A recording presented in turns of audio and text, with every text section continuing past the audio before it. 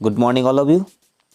আজ তোমাদের বিজ্ঞানের সপ্তম অধ্যায় নিয়ন্ত্রণ এবং সমন্বয় বিষয়ে আলোচনা করতে যাচ্ছি।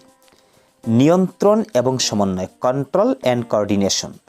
তো নিয়ন্ত্রণ এবং সমন্বয় কী সেটা বুঝবো। এর আগে আমরা একটু বায়োলজির বেসিকে চলে যাই। দেখো, জীবের দেহ গঠনের একক কি তোমরা জানো নিশ্চয়ই। জীবের দেহ গঠনের একক হচ্ছে সেল বা কোষ। এককোষী জীবেরা, এদের মাত্র একটি কোষ থাকে, একটি কোষ দিয়ে এরা গঠিত। তো সুতরাং একটি কোষের মাধ্যমেই ওরা সকল কার্যের সমাধান করে। যখন ধীরে ধীরে বহুকোষী জীব সৃষ্টি হয়েছে, তো সেই বহুকোষী জীবেরদের ক্ষেত্রে কিন্তু শুধুমাত্র কোষের দ্বারা সকল কার্য সমাধান করা যায় না। এর জন্য কয়েকটি কোষ মিলে গঠিত হয়েছে, কয়েকটি সেল মিলে গঠিত হয়েছে একটা টিস্যু মানে কলা।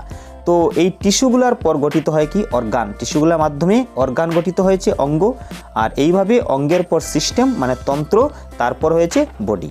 তো দেখো, তোমাদের একটা ফ্লো চার্ট দেওয়া হয়েছে, cell, tissue, organ, system and body. বুঝতে পারছো?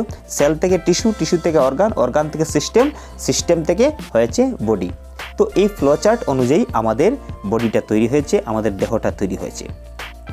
তো এবারে যেহেতু আমরা মানুষ সর্বশ্রেষ্ঠ জীব, তাই আমাদের গঠনটাই সবচেয়ে বেশি উন্নত। এই জন্য আমাদের বডিটা আসলে তৈরি হয়েছে বেশ কয়েকটি সিস্টেম নিয়ে, মানে বেশ কয়েকটি তন্ত্র নিয়ে। এখন এই সিস্টেমগুলি আসলে একই সুরে একই তালে কাজ করা প্রয়োজন, ঠিক আছে? তো যদি এই সিস্টেমগুলো একই সুরে একই তালে কাজ না করে, তাহলে আমাদের দেহের সমন্বয়কে আমরা রক্ষা করতে পারবো না, দেহটা নিয়ন্ত্রণে থাকবে না, কন্ট্রোলে থাকবে না। তো আমি উদাহরণ দিয়ে বুঝিয়ে দিচ্ছি তোমাদের। ধরে নাও, তুমি যখন দৌড়াচ্ছ তখন তোমার মাংসপেশি বেশি কাজ করছে। আমরা যখন বসে থাকি বা হাঁটি, তখন থেকে যখন দৌড়াই তখন আমাদের মাংসপেশি কী করে বেশি কাজ করে। তো মাংসপেশি বেশি কাজ করার জন্য মাংসপেশিতে বেশি বেশি অক্সিজেন সাপ্লাইয়ের প্রয়োজন পড়েছে। এই জন্য তোমার হার্টকে জুড়ে জুড়ে পাম্প করার প্রয়োজন পড়ছে।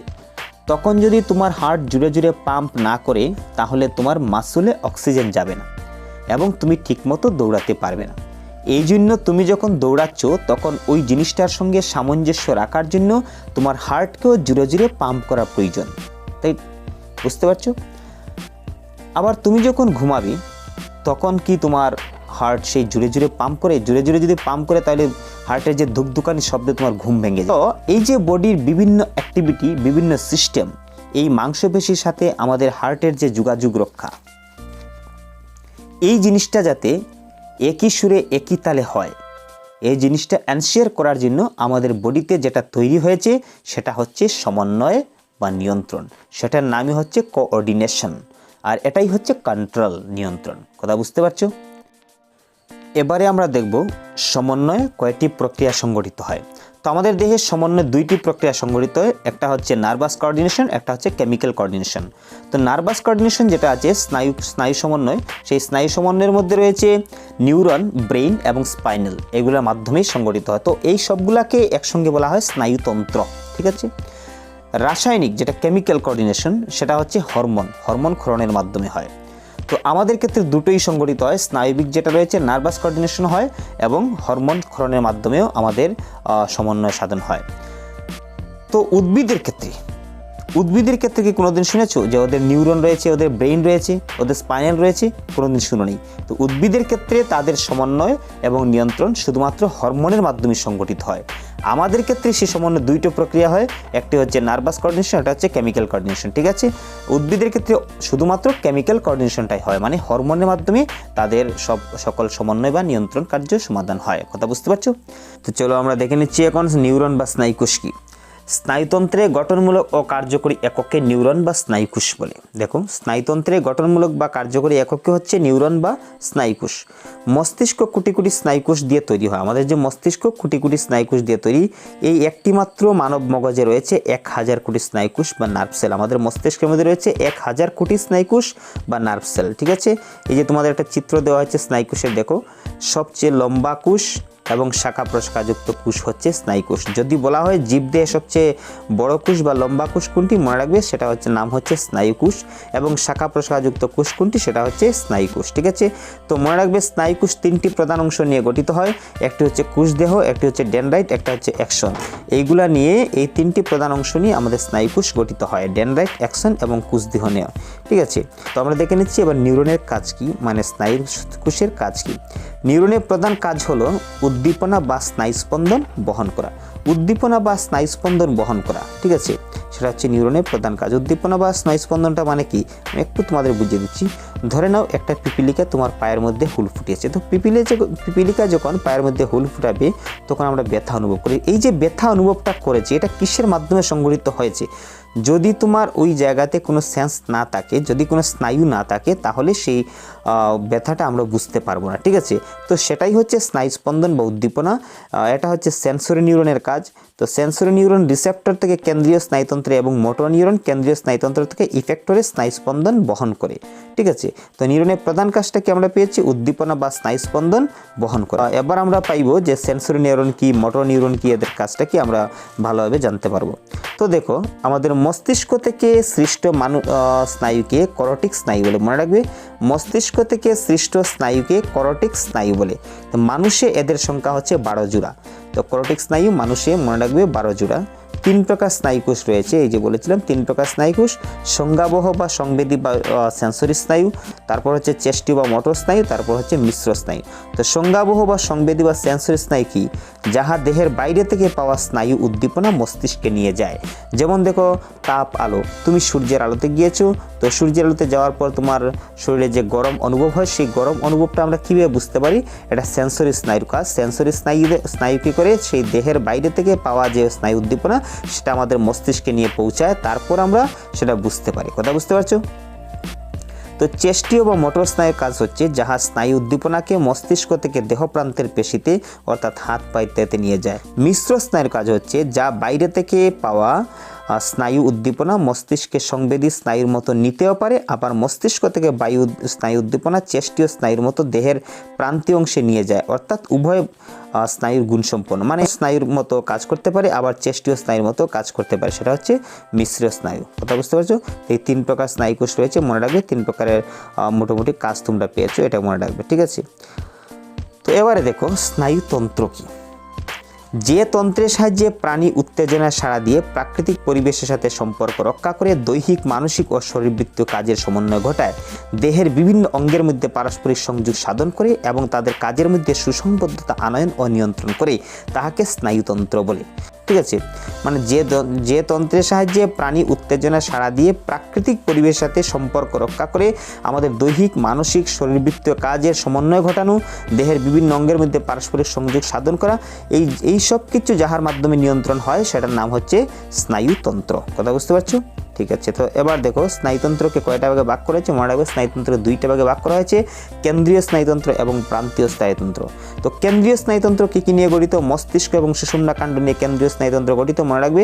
আর প্রান্তীয় স্নায়ুতন্ত্র হচ্ছে করটিন, সুষুম্না স্নায়ু এবং স্বয়ংক্রিয় স্নায়ুতন্ত্র নিয়ে গঠিত, ঠিক আছে। তো দেখো, স্নায়ুটা কি? একটি স্নায়ু নিউরনের অ্যাক্সনের একগুচ্ছ বদ্ধ বান্ডিল, যাহা প্রান্তীয় স্নায়ুতন্ত্রের অংশ। তো তোমরা তো অ্যাক্সন দেখেছো চিত্রের মধ্যে। অ্যাক্সনের একগুচ্ছ বদ্ধ বান্ডিল যাহা প্রান্তীয় স্নায়ুতন্ত্রের অংশ। এর মধ্য দিয়ে প্রান্তীয় অঙ্গে তড়িৎ রাসায়নিক সংকেত আদান প্রদান হয়। তোমাদেরকে একটা চিত্র দেওয়া হয়েছে, হাতের চিত্র। সেই হাতের চিত্রের মধ্যে দেখো, হলুদ রঙের যে শিরাগুলো দেখতে পাচ্ছ, সেগুলো হচ্ছে স্নায়ু, ঠিক আছে। তো এবারে চলো আমরা দেখি মস্তিষ্ক কি। মস্তিষ্ক হলো কেন্দ্রীয় স্নায়ুতন্ত্রের একটি অপরিহার্য অংশ, যা করটির অভ্যন্তরে অবস্থিত এবং দেহের প্রধান নিয়ন্ত্রণ কেন্দ্র। দেখো, আমাদের দেহের প্রধান নিয়ন্ত্রণ কেন্দ্র হচ্ছে মস্তিষ্ক, মনে রাখবে। মস্তিষ্কই আমাদের সম্পূর্ণ বডিটাকে কন্ট্রোল করে রাখছে, ঠিক আছে। তো দেখো, কেন্দ্রীয় স্নায়ুতন্ত্রের একটি অপরিহার্য অংশ হচ্ছে মস্তিষ্ক, যাহা করটির অভ্যন্তরে অবস্থিত এবং দেহের প্রধান নিয়ন্ত্রণ কেন্দ্র, ঠিক আছে। তো দেখো, ভ্রূণ অবস্থা সুষুম্না কাণ্ডের অগ্রবর্তী দণ্ডাকার অংশ ভাঁজ হয়ে পরপর 3টি বিষমাকৃতি স্ফীতি তৈরি করে, স্ফীতি 3টি মিলেই গঠিত হয় আমাদের মস্তিষ্ক। তো প্রাপ্তবয়স্ক লোকের মস্তিষ্কের আয়তন 1500 ঘন সেন্টিমিটার, গড় ওজন 1.36 কেজি এবং এতে প্রায় 10 বিলিয়ন নিউরন থাকে। তো আমরা পেয়েছি মানব মস্তিষ্কের মূল গঠন উপাদান হলো নিউরন। মস্তিষ্কে মোট 10 বিলিয়ন স্নায়ুকোষ বা নিউরন থেকে পেয়েছি। এই কোষগুলি বৈদ্যুতিক সংকেতের আকারে অনুভূতি পরিবহন করতে পারে। এদের 2 প্রান্তে যে শাখা প্রশাখার মতো প্রবর্ধক থাকে তারা হলো ডেনড্রাইট, আর মূল তন্তুর মতো অংশের নাম হচ্ছে অ্যাক্সন, ঠিক আছে। এগুলো তো আমরা চিত্রের মধ্যে পেয়েছিলাম, স্নায়ুকোষের চিত্রে দেখেছি। তো দেখো, ডেনড্রাইট কি করে আর ডেনড্রাইটের কাজ কি, অ্যাক্সনের কাজ কি। ডেনড্রাইট হলো সংকেত গ্রাহক অ্যান্টেনার মতো, যাহা কি করে অন্য নিউরন থেকে সংকেত গ্রহণ করে। অ্যাকসন সেই সংকেত পরিবহন করে অপর প্রান্তে ডেনড্রাইটে নিয়ে যায়। ঠিক আছে, দুটি বা ততোধিক নিউরনের সংযোগস্থলকে বলা হয় সাইনাপস, যেখানে এদের সংকেত বিনিময় হয়। মূলত একটি নিউরনের অ্যাকসন এবং অপর একটি নিউরনের ডেনড্রাইটের মিলনস্থলকে সাইনাপস বলে। ঠিক আছে, তো দেখো নিউরনের অ্যাকসনের ভিতর দিয়ে তথ্য সঞ্চালিত হয় বৈদ্যুতিক স্পন্দনের দ্বারা। সাধারণত নিউরন নিষ্ক্রিয় অবস্থা থাকে। এই অবস্থায় নিউরনে প্রায় 70 মিলিভোল্ট ঋণাত্মক বিদ্যুৎ সঞ্চিত থাকে। বাইরের কোনো তথ্য ভিতরে প্রবেশ করে বৈদ্যুতিক ধনাত্মক আদান হিসাবে নিউরনে প্রতি সেকেন্ডে প্রায় 10 কোটি ধনাত্মক আদান প্রবেশ করতে পারে। একটি নিউরনে আগত ধনাত্মক আদানের পরিমাণ নিউরনের ধারণ ক্ষমতার চেয়ে বেশি হয়ে যায়, তখন অতিরিক্ত আদান পার্শ্ববর্তী নিউরনে চলে যায়। এই প্রক্রিয়া নিউরন থেকে নিউরনে তথ্য সংকেত সঞ্চালিত হয়। একবার কোনো তথ্য সঞ্চালনের কোনো ঘটনা ঘটে, তারপর কয়েক মিলিসেকেন্ড নিউরন নিষ্ক্রিয় হয়ে যায়। এই সময় নিউরন কোনো তথ্য গ্রহণ বা ত্যাগ করে না, ফলে নিউরনের তথ্য সঞ্চালন ঘটে ছোট ছোট খণ্ডে। এইভাবে চিত্রে দেখানো মতো আমাদের নিউরন থেকে মস্তিষ্কে এইভাবে বৈদ্যুতিক সংকেতটা প্রবাহিত হয়। ঠিক আছে, দুইটি স্নায়ুকোষের মধ্যে তথ্যের যে আদান প্রদান ঘটে সেটা হচ্ছে দুইটি স্নায়ুকোষের মধ্যবর্তী ফাঁকা জায়গা দিয়ে হয়। এই ফাঁকা জায়গাকে বলা হয় সাইনাপস। ঠিক আছে, তো মানে কি দুইটি স্নায়ুকোষের মিলনস্থলকে সাইনাপস বলে বা দুইটি স্নায়ুকোষের মধ্যবর্তী ফাঁকা জায়গাকে সাইনাপস বলে, যে কোনোভাবে বললেও হবে। যদিও একে ফাঁকা জায়গা বলা হচ্ছে, কিন্তু এই জায়গাটা বস্তুশূন্য বা বায়ুশূন্য নয়। সাইনাপসের ভিতরে থাকে তথ্য পরিবাহী কিছু রাসায়নিক তরল পদার্থ। একে বলা হয় নিউরোট্রান্সমিটার। তথ্য সঞ্চালন নিউরোট্রান্সমিটারের অন্তর্গত বিভিন্ন উপাদান স্নায়ুকোষের মধ্যে ফেরির কাজ করে। অ্যাকসনের কোনো একটি উপাদান থেকে তথ্য গ্রহণ করে এবং সে তথ্য বহন করে অন্য কোষের ডেনড্রাইট অংশে পৌঁছে দেয়। ঠিক আছে, তো মস্তিষ্ককে 3টি প্রধান অংশে ভাগ করা হয়েছে, মনে রাখবে। সেগুলো হচ্ছে অগ্র মস্তিষ্ক বা প্রমস্তিষ্ক, 2 নম্বর হচ্ছে মধ্য মস্তিষ্ক এবং 3 নম্বর হচ্ছে পশ্চাৎ মস্তিষ্ক। এই 3টি ভাগে ভাগ করা হয়েছে। ঠিক আছে, তো এবার আমরা দেখি নেই অগ্র মস্তিষ্ক, মধ্য মস্তিষ্ক, পশ্চাৎ মস্তিষ্কের কাজ কি। ঠিক আছে, অগ্র মস্তিষ্ককে আবার 3টে ভাগ করা হয়েছে, সেরেব্রাম, থ্যালামাস এবং হাইপোথ্যালামাস। ঠিক আছে, তো তাদের কাজগুলো আমরা দেখে নেই। প্রথমে আমরা কি বলেছিলাম, সেরেব্রাম। দেখো সেরেব্রামের কাজ হচ্ছে সংবেদী অঙ্গ থেকে আসা অনুভূতি গ্রহণ ও বিশ্লেষণ করে, চিন্তা, বুদ্ধি, ইচ্ছাশক্তি, উদ্ভাবনী শক্তি প্রভৃতি উন্নত মানসিক বোধের নিয়ন্ত্রণ করে, বিভিন্ন সহজাত প্রবৃত্তির নিয়ন্ত্রক হিসেবে কাজ করে, বাকশক্তিকে নিয়ন্ত্রণ করে, দেহের সব ঐচ্ছিক পেশির কার্যকলাপ নিয়ন্ত্রণ করে আমাদের সেরেব্রাম। ঠিক আছে, অগ্র মস্তিষ্কের সেরেব্রাম অংশ। তো যদি তোমাদের বলা হয় যে দেহের সব ঐচ্ছিক পেশির কার্যকলাপকে নিয়ন্ত্রণ করে মস্তিষ্কের কোন অংশ, মনে রাখবে সেরেব্রাম। ঠিক আছে, অগ্র মস্তিষ্কের বা প্রমস্তিষ্কের সেরেব্রাম অংশ। তো এগুলো ভালোভাবে দেখে নিবে কী কী কাজ করে। সংবেদী অঙ্গ থেকে আসা অনুভূতি গ্রহণ করা ও বিশ্লেষণ করা, চিন্তা, বুদ্ধি, ইচ্ছা শক্তি, উদ্ভাবনী শক্তি প্রভৃতি উন্নত মানসিক বোধের নিয়ন্ত্রণ করে, বিভিন্ন সহজাত প্রবৃত্তির নিয়ন্ত্রক হিসাবে কাজ করে। ঠিক আছে, বাকশক্তিকে নিয়ন্ত্রণ করে, দেহের সব ঐচ্ছিক পেশির কার্যকলাপ নিয়ন্ত্রণ করে। এগুলো ভালোভাবে দেখে নিবে। তো দেখো দ্বিতীয়ত হচ্ছে থ্যালামাস। দেখে নিই থ্যালামাসের কাজ কি। এটি সংজ্ঞাবাহী স্নায়ু রিলে স্টেশন হিসাবে কাজ করে। চাপ, স্পর্শ, যন্ত্রণা প্রভৃতি স্থূল অনুভূতির কেন্দ্র, আবেগের কেন্দ্র ও আভ্যন্তরীণ অঙ্গের নিয়ন্ত্রণ কেন্দ্র হিসাবে কাজ করে। চাপ, স্পর্শ, যন্ত্রণা প্রভৃতি স্থূল অনুভূতির কেন্দ্র, আবেগের কেন্দ্র এবং অভ্যন্তরীণ অঙ্গের নিয়ন্ত্রক কেন্দ্র হিসেবে কাজ করে থ্যালামাস। ঠিক আছে, তারপরে দেখো হাইপোথ্যালামাস। হাইপোথ্যালামাসের কাজ কি।